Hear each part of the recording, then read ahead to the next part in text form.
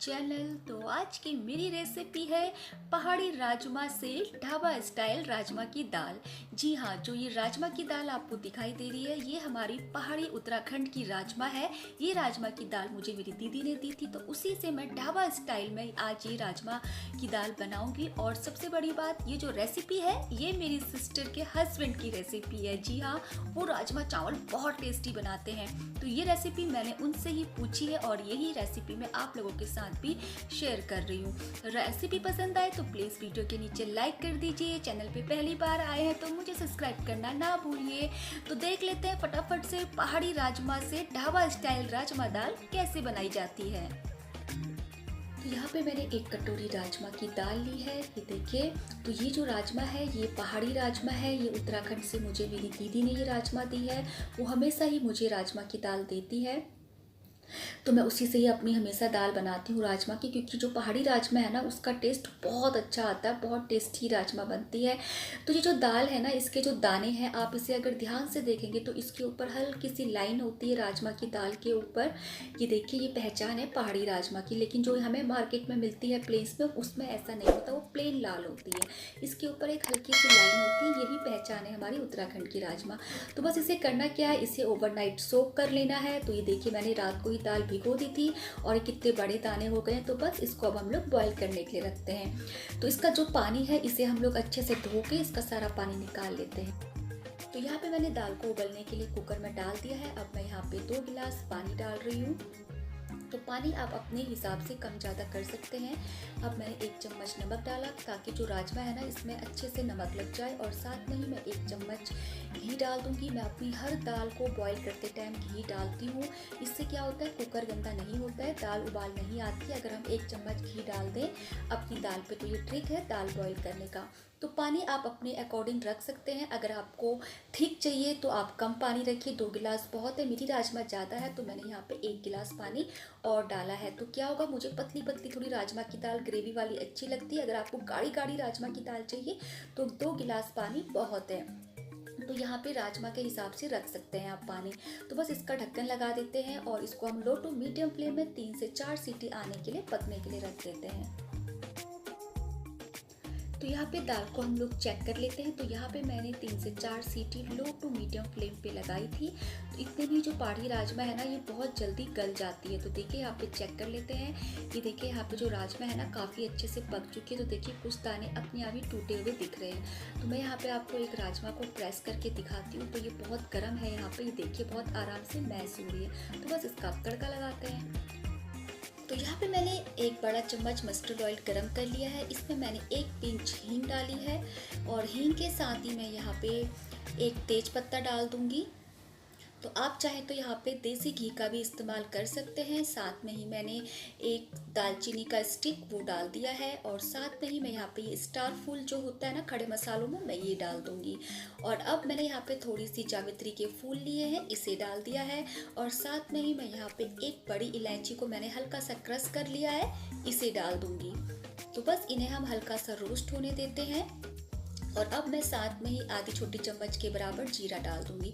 बस अब जो ये खड़े मसाले इन्हें हमें अच्छे से रोस्ट करना है, क्योंकि जब खड़े मसाले अच्छे से रोस्ट होते हैं ना तभी इनका टेस्ट बहुत अच्छा आता है। आप चाहें तो इन्हें रोस्ट करने के बाद इन खड़े मसालों को निकाल भी सकते हैं। तो आपने अगर मेरी रेसिपी अगर आप लोग देखते होंगे तो आपने ध्यान दिया होगा मैं खड़े मसालों का इस्तेमाल बहुत कम करती हूँ। लेकिन जो ये राजमा चावल है ना मैं इसे बिल्कुल ढाबा स्टाइल में बना रही हूँ। तो ये जो पहाड़ी राजमा से ढाबा स्टाइल राजमा दाल में बना रही हूँ ना, तो उसमें खड़े मसाले जरूर डलते हैं। तो बस ये मैं चीज़ें डाल रही हूँ। अगर आपके पास इनमें से कुछ एक चीज़ें नहीं है खड़े मसाले में तो आप यहाँ पे स्किप कर सकते हैं। तो बस इन्हें हल्का सा रोस्ट कर लेंगे लो फ्लेम पे। तो यहाँ पे देखिए खड़े मसाले काफ़ी अच्छे से भून गए हैं। अब मैंने यहाँ पे 2 से 3 प्याज, इन्हें मैंने चॉपर पे बारीक चॉप्ड किया है। तो यहाँ पे ये प्याज डाल दूँगी। चॉप करने से क्या होता है, जो ग्रेवी है ना काफ़ी अच्छी हो जाती है। आप चाहे तो ग्रेट कर सकते हैं या ग्राइंडर में भी आप इसे ग्राइंड कर सकते हैं। तो यहाँ पर मैं ये सारा प्याज डाल देती हूँ और इसे अब हमें अच्छे से भूनना है। बहुत पेशेंस के साथ हमें यहाँ पे प्याज को भूनना है। गैस तेज नहीं करनी है, लो टू मीडियम फ्लेम पे हम यहाँ पे प्याज को भूनेंगे। तो ये देखिए कितने अच्छे से पिंकिश कलर प्याज का हो गया और बहुत अच्छा कलर यहाँ पे प्याज का आया है। तो जो ये राजमा चावल है इसमें बहुत पेशेंस की ज़रूरत होती है।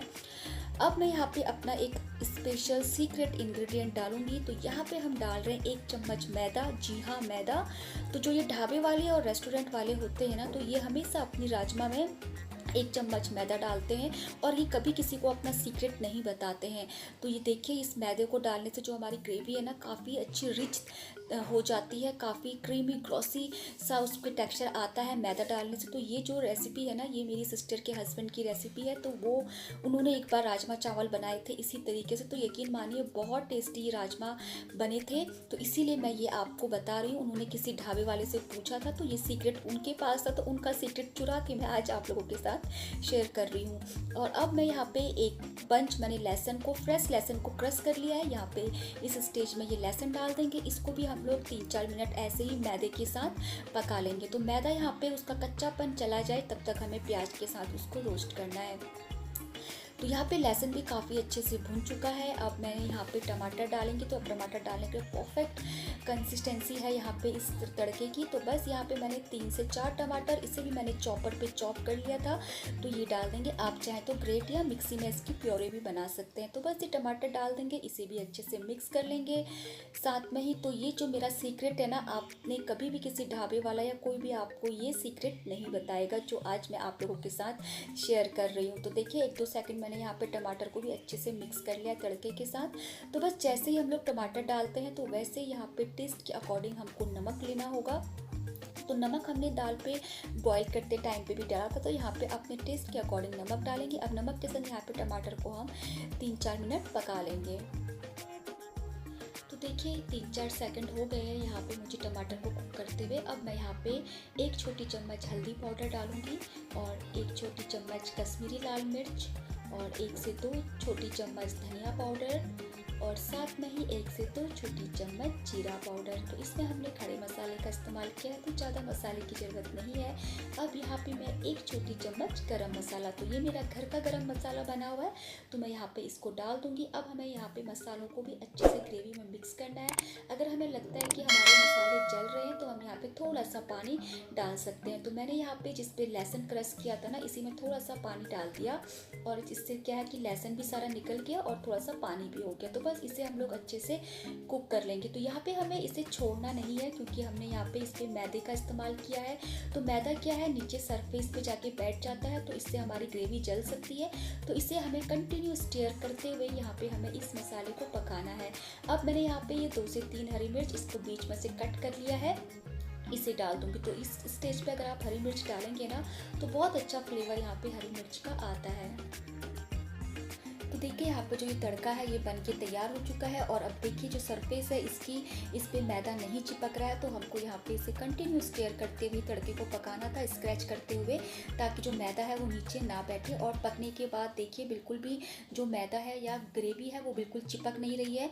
और यहाँ पे जो तड़का है इसमें कितनी अच्छी चमक यहाँ पे आ रही है, कितना ग्लॉसी दिख रहा है हमारा ये जो तड़का है। और देखिए यहाँ पे बिल्कुल भी ऑयल का इस्तेमाल ज़्यादा नहीं हुआ है, कम से कम ऑयल पे भी हम अपना खाना टेस्टी बना सकते हैं। तो मैं अपनी हर रेसिपी में कम से कम तेल डालती हूँ। तो देखिए मैंने बिल्कुल भी ज़्यादा तेल का इस्तेमाल नहीं किया और फिर भी हमारी दाल कितनी टेस्टी लग रही है जो ग्रेवी है। अब मैं यहाँ पे 1 से 2 चम्मच राजमा के जो दाने हैं ना इसे डाल दूंगी और यहाँ पे इसे मैश कर लूँगी। तो अगर आप मैदा नहीं डालना चाहते हैं तो आप स्किप कर सकते हैं और इस स्टेज पे 3 से 4 चम्मच राजमा के दानों को लेके मैश कर लीजिए। इससे भी जो ग्रेवी है ना वो थिक हो जाती है। तो ये बस छोटे छोटे से ट्रिक है जो हमारी रेसिपीज़ को बहुत टेस्टी बनाती है और इंटरेस्टिंग बनाती है। तो देखिए यहाँ पे जो दाल है ना काफ़ी अच्छे से मैश हो गई है और तड़का कितना अच्छा बन गया है। अब यहाँ पे मैं ये जो बॉयल दाल थी इसको डाल दूँगी। तो मैं सारा पानी के साथ ही यहाँ पे दाल डाल रही हूँ क्योंकि मुझे ना थोड़ी सी पतली पतली राजमा की दाल अच्छी लगती है। तो बस इसे काफ़ी अच्छे से तड़के के साथ मिक्स करना है। अब न्यू बिगनर्स के लिए मैं कहना चाहूँगी कि कभी भी जब आप बॉयल दाल को तड़के पर डालते हैं तो उसके बाद यहाँ पर हमें दाल को काफ़ी अच्छे से पकाना होता है, मतलब कि 7-8 मिनट तो इसे हमें अच्छे से पकाना है। जब इस पर बॉयल आना स्टार्ट हो जाए ना, देखिए इस तरीके से। तो ये मैंने अभी लो फ्लेम करी हुई है और लो फ्लेम पे ये कंटिन्यू पक रही है दाल। तो ये देखिए अभी इसका टेक्सचर इतना है। तो यहाँ पे आप इस दाल की जो कंसिस्टेंसी है ना वो अपने अकॉर्डिंग एडजस्ट कर सकते हैं। अगर आपको गाढ़ी गाढ़ी दाल चाहिए तो पानी की मात्रा कम कर दीजिए, और अगर आपको पतली चाहिए तो थोड़ी सी पानी की मात्रा बढ़ा सकते हैं। तो मुझे ऐसे ही दाल अच्छी लगती है, इसलिए मैं ऐसे ही दाल बनाती हूँ। तो इसे मैं अभी और पकाऊंगी। तो ये 5-6 मिनट हो चुके हैं दाल को पकते हुए। देखिए लो फ्लेम पे दाल इस तरीके से पक रही है। अब ये कंप्लीट है। तो अब जब ये दाल हम लोग गैस की फ्लेम को ऑफ करने से पहले मैं यहाँ पे 2 चम्मच देसी घी डालूंगी। तो ये एक ट्रिक है, दाल को जब आप लास्ट में 2 चम्मच घी डालते हैं तो दाल का टेस्ट में दुगना तिगना बढ़ के आ जाता है। आप चाहे तो इस पर आप एक तड़का भी लगा सकते हैं, थोड़ी सी कसूरी मेथी और घी का ऊपर से आप एक तड़का और लगा सकते हैं। लेकिन आप ऊपर से 2 चम्मच घी डाल दीजिए तो कोई ज़रूरत आपको तड़के की महसूस होगी ही नहीं। तो बस ये दाल पक चुकी है। अब हम फ्लेम ऑफ करके गर्मा गर्म राजमा चावल सर्व कर लेते हैं। तो मैं तो सर्व कर रही हूँ राजमा को स्टीम राइस के साथ। आप चाहे तो यहाँ पे जीरा राइस भी बना सकते हैं। तो गर्मा गर्म राजमा चावल तैयार है। तो आज की मेरी रेसिपी थी पहाड़ी राजमा से बिल्कुल ढाबा स्टाइल राजमा चावल। तो इसमें मैंने बिल्कुल ढाबा तरीके से ही ये राजमा बनाई है, उन्हीं का ट्रिक फॉलो करके। तो आप लोग भी एक बार ज़रूर ट्राई करिए इस रेसिपी को। अगर रेसिपी पसंद आए तो लाइक कर दीजिए और कमेंट में मुझे ज़रूर बताइए आपको मेरी ये रेसिपी कैसी लगी। तो बस यहाँ पे मैंने थोड़े से अनियन रख दिए सलाद में और एक पापड़ फ्राई करके रखा है। आप लोग भी एक बार इस रेसिपी को ज़रूर बनाइए और अपने एक्सपीरियंस मेरे साथ शेयर ज़रूर करिए। तो ये मैंने सीक्रेट इंग्रेडिएंट के साथ ये बनाई है जो ढाबे में हमेशा बनाई जाती है। तो रेसिपी पसंद आए लाइक कर दीजिए। चैनल पे पहली बार आए हैं तो मुझे सब्सक्राइब करना ना भूलिए। साथ में ही बेल आइकन प्रेस कर दीजिए ताकि जो भी रेसिपी मैं बनाऊँ उसका नोटिफिकेशन आप तक पहुँचे। तो भाई मुझसे तो कंट्रोल हो नहीं रहा है, तो मैं जा रही हूँ फटाफट से राजमा चावल खाने के लिए। और आप जाइए अपने किचन में और मेरी ये इस तरीके से इस राजमा को एक बार जरूर बनाइए। तो जल्दी ही मिलते हैं एक और नई रेसिपी के साथ। Till then do like share and subscribe my channel. Bye bye friends.